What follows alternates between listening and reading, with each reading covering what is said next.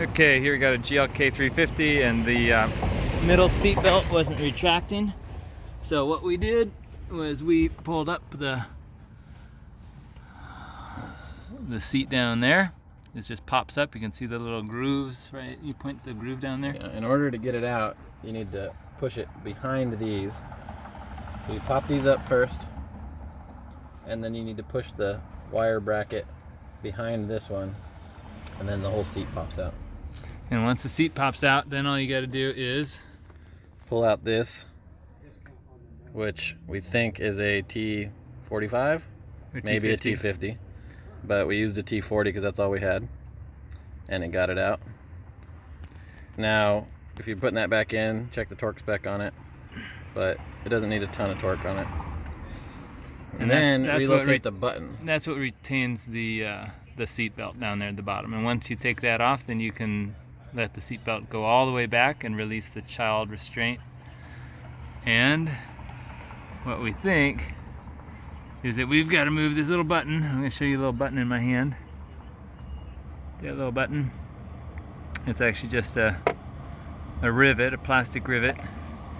And it was down, where was it? It was down here. So we're going to move it back a little ways with this little punch. Did you already punch it? I did, it's right here. So that's our punch, and we're going to try not to lose the button, rivet button.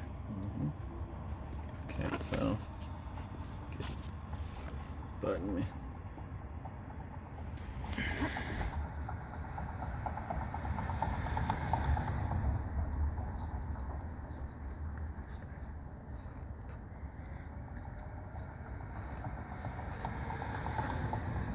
And I suppose if you, for some reason, broke your plastic little rivet button, you could probably just go and buy a button rivet for a pair of jeans or a shirt from a...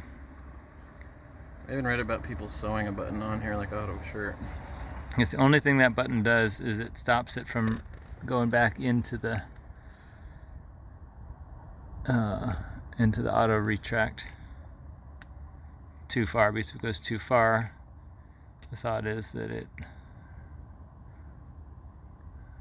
hits the child restraint and then mode and then won't come back out, and that's what happens, and it gradually gets pushed further and further down.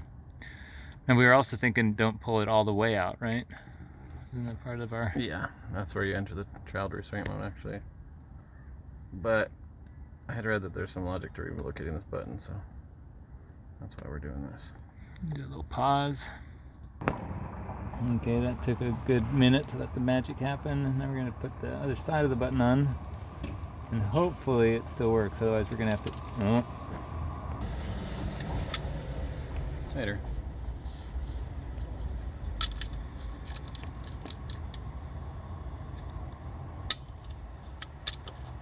Not tight enough.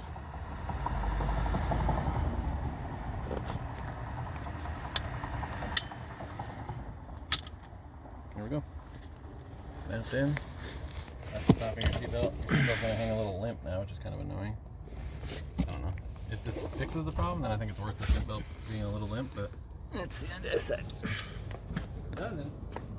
And I put the button back where it was. I don't like a slack seatbelt like that. Alright, so here's the seat. You can see maybe on the other side of the, the side of the seat up here. Let's see, where were the two clips? This is the clip you got to push back. This one just pops right out, right? Pull it up and out, and then push back to release that. Alright.